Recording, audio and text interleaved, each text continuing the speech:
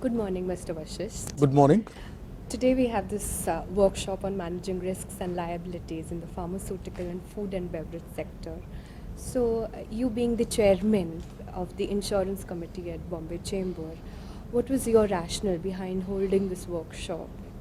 I think before I get into the rationale, I should say how delighted I am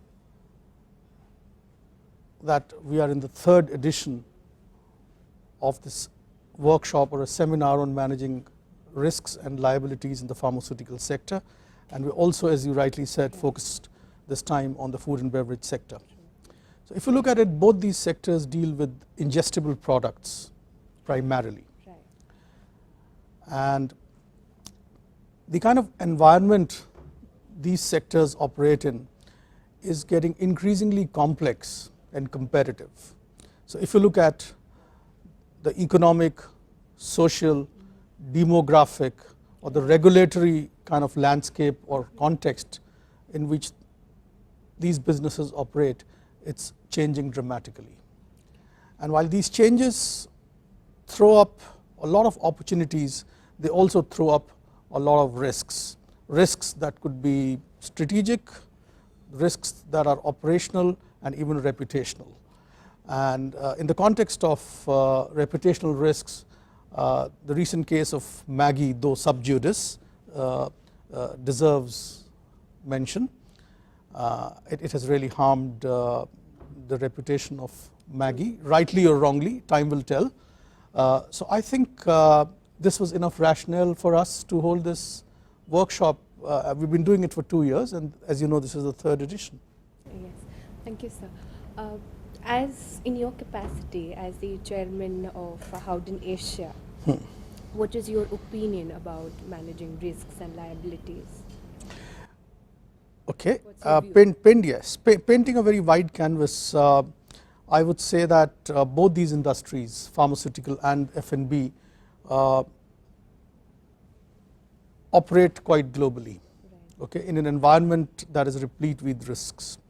I already mentioned in passing that these risks could be strategic, such as which markets to operate in, which products to sell in the markets that they operate in. They could be operational, okay, and liabilities typically arise out of operational risks.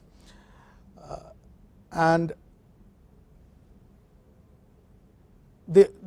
while operating in an environment which is so much replete with risks, they need to decide which business models to go with, what kind of decisions to take, and each decision that these industries or these businesses take give them a different risk return profile.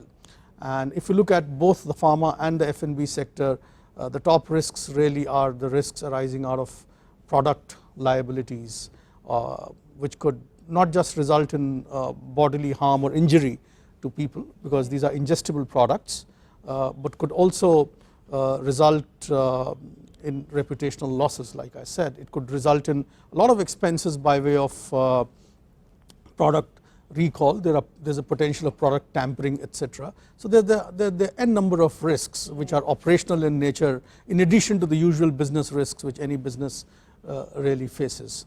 And when it comes to risks, companies have a different approach. Companies can either take a defensive approach or an aggressive approach to managing risks, and the latter, that is the aggressive approach, is quite capable of converting their ability to take risks into a strategic competitive advantage. So I think irrespective of whether a business has an aggressive or a defensive approach, all businesses, I think, need to set up frameworks to identify, quantify, manage and monitor risks on a continuous basis. Great, so thank you so much. We're looking forward for this session, for this entire day. So am I. Thank you very much.